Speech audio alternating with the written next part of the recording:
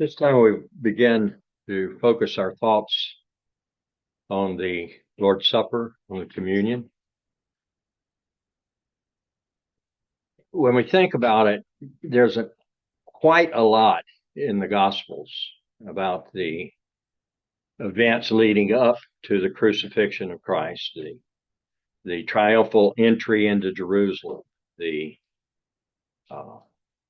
Lord's Supper, as it's come to be known, with his apostles, the betrayal by Judas, the agony in the garden, the soldiers and the chief priests coming out to arrest Jesus, and the horrible abuse that he suffered, the beatings, the cursings, the ridicule, and then finally the unbelievably painful nailing him feet and hands to the cross, and mercifully being on the cross only a number of hours, where some lasted days before they finally expired. There's a great amount of detail, and it's interesting. It's all important, and I'm glad that we all have it. But this morning, I want to present what I think is one unifying theme that those of us who have studied particularly the Old Testament can use and focus our own thoughts on the Lord's Supper. We remember that the children of Israel went into bondage in Egypt for hundreds of years. They multiplied into a large nation of Israelites. God sent one of their own, Moses, back into Egypt to deliver the people, to, in essence, provide the salvation for that group of people from the horrible slavery of sin. As an aside, it's hard for us to contemplate what it means to be a slave. We had slavery in our own country. Just apart from any abuses that a slave might have experienced, just imagine being in total control of another person. Now, maybe a 3 or 4 year old could imagine that because we have to take care of the little ones. But imagine an adult who cannot go anywhere without permission of someone else, who cannot speak certain things without the permission of someone else. So slavery just in and of itself was an awful abuse. And Moses was sent to lead the children of Israel out of that slavery. And of course, in God's plan, the great nation of Israel would provide the birthing place and the environment for which the coming Messiah could eventually come from that blood of Israel. Now, the last plague, there were a series of plagues sent upon the people of Egypt because the Pharaoh would not allow the Israelite people to go. Moses' message was, "Let my people go." Pharaoh refused, then dissimulated and changed his mind, and finally the people did go. But before that departure from Egypt, you remember there was that last night which led to what we call the Passover. So it's really important that we understand what the Passover was. The children of Israel were directed and commanded to prepare a meal for that last night before they were to leave.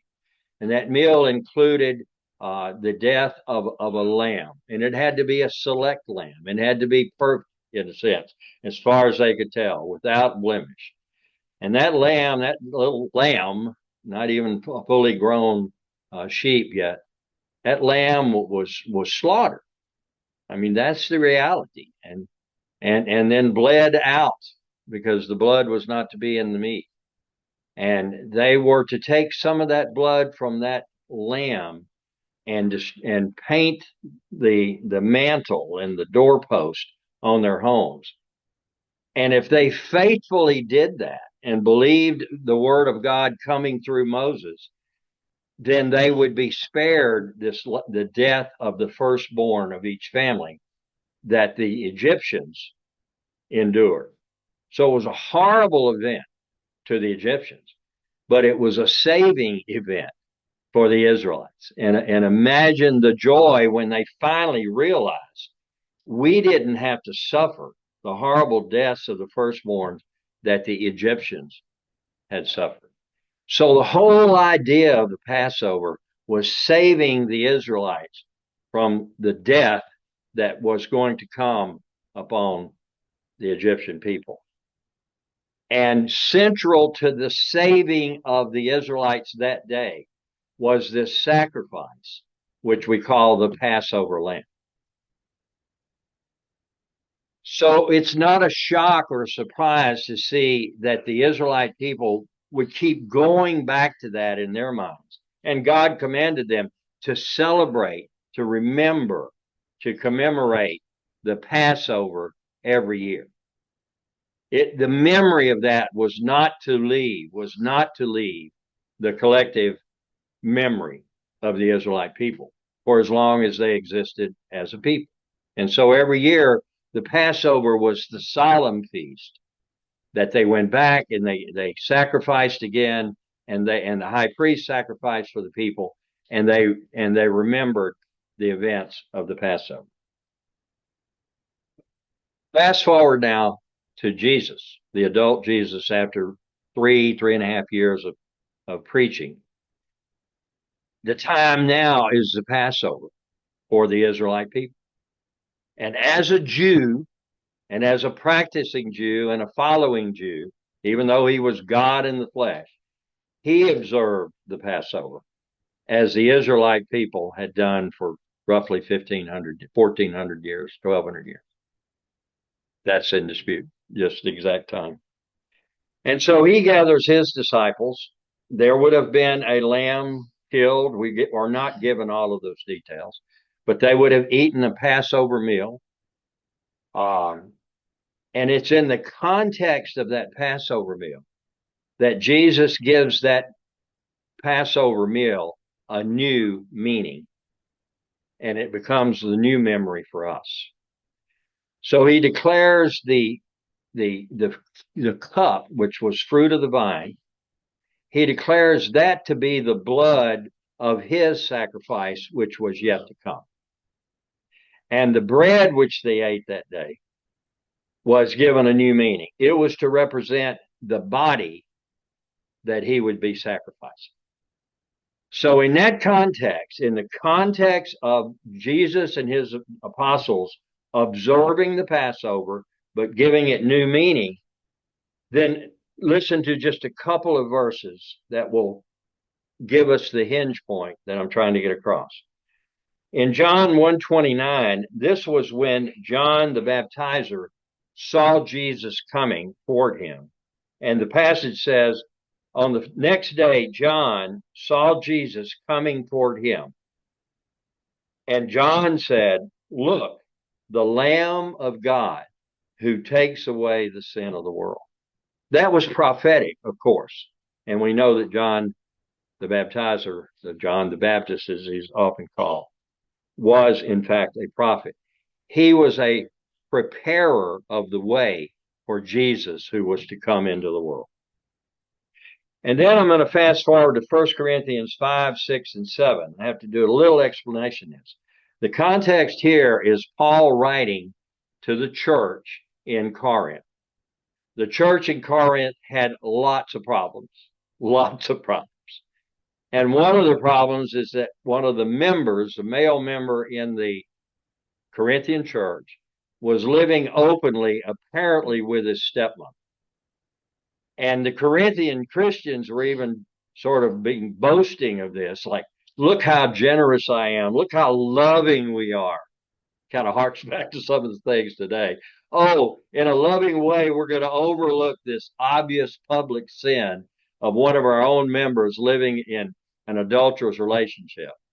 And Paul just slams them. I mean, he slams them in the first book of First Corinthians. And so he says in that context, in chapter 5, verse 6, your boasting is not good. Boasting of what? Oh, our love and our liberality in accepting this brother. Your boasting's not good, he says. Don't you know that a little yeast affects the whole batch of dough? The meaning there, the yeast is really the sin that was residing within the fellowship of that church. And what he's saying, just a little bit of sin in the church is going to explode in something even worse. And so the command in verse 7 is clean out the old yeast. And he makes that plain later on, have nothing to do with this. And he even said, Paul even says, I've delivered him to Satan.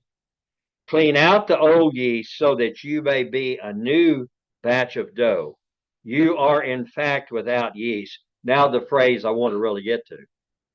For Christ, our Passover lamb, has been sacrificed.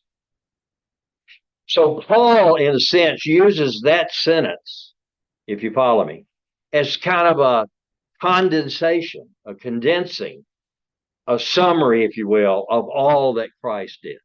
He suffered. He went through crazy trials, illegal trials.